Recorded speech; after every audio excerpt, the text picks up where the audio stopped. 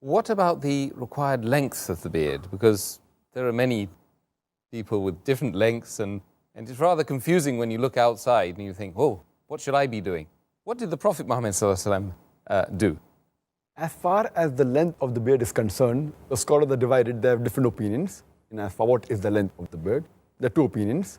One group of scholars say that because the hadith of Sahih Bukhari, volume number 7, book of dress, hadith number 5892 says, the Prophet said, do the opposite of what the pagans do. Keep the beard and trim your mustaches. So because the commandment is keep the beard, that means they say that it should be kept. That's it. And the second hadith of Sahih Bukhari, volume number 7, book of dress, hadith number 5893 says that cut your mustaches short and grow the beard. So the first group of scholars say grow the beard means keep on growing. You should not touch it.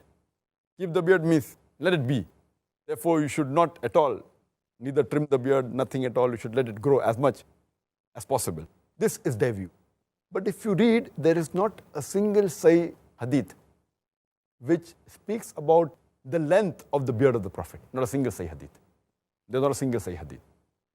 But according to Sheikh Utaymi, he says that we understand when the hadith says that keep the beard or grow the beard, it means you should leave it, you should not touch it, and let the length be as much as possible. And if someone shaves it as a haram, and someone trims it to the size of a fist, that is the other view, then it is makruh. So this one group of scholars said let it grow as much as possible. The other group of scholars, what they say, that the length of the beard should be one fist.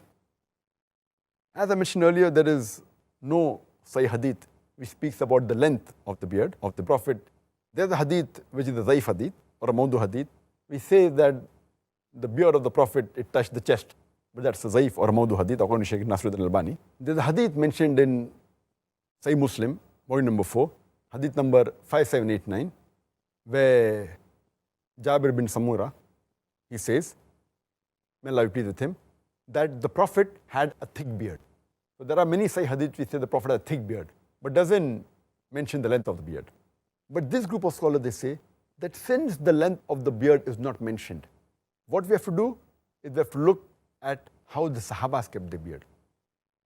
The length is not mentioned, so we have to look at the Sahabas, because the Prophet said, if you don't find in my example, then look at the people around me in this generation, at the companions, Sahabas.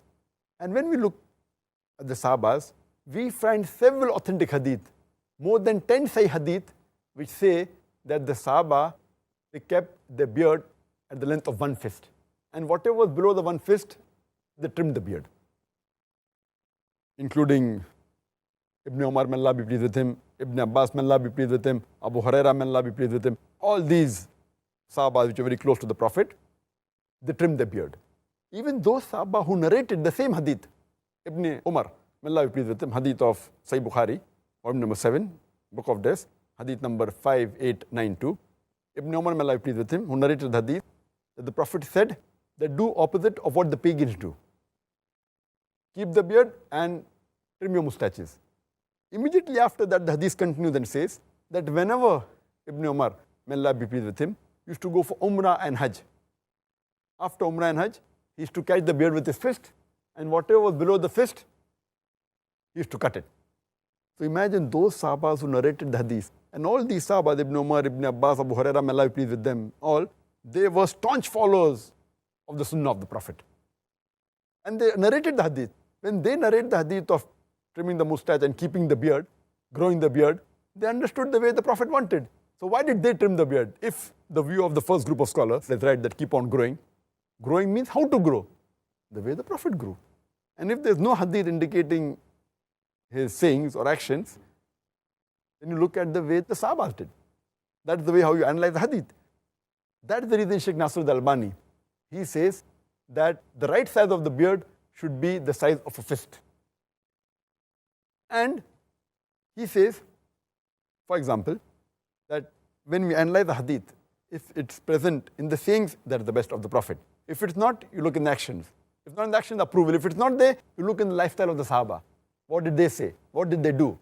So we agree that what the Sahabas did was they followed the Prophet. And you don't find a single hadith, neither of the Prophet or neither of any of the Sahabas, which say that they did not trim the beard.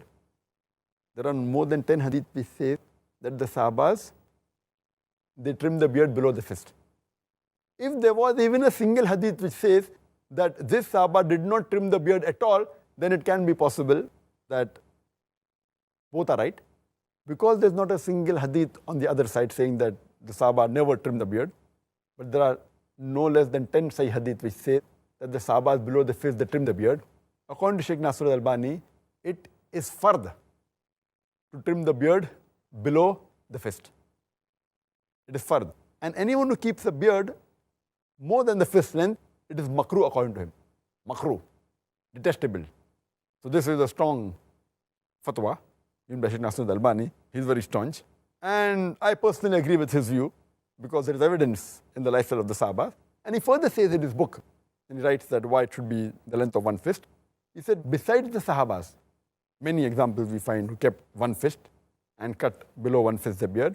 He gives the examples of many Salafis Salihin who had the beard the size of a fist and they trimmed the beard below the fist. Like, for example, An-Nakhil. We have examples of Imam Malik, Imam Ahmad ibn Hanbal. All these great Salafis Salihin, they trimmed the beard below the fist. They quit it like that and they trimmed it below the fist. So this is the view of the second group of scholars. And I agree more with the group of scholars, including Sheikh Nasr al-Albani, that the right size is the size of the fist and the rest, Allahu Alam.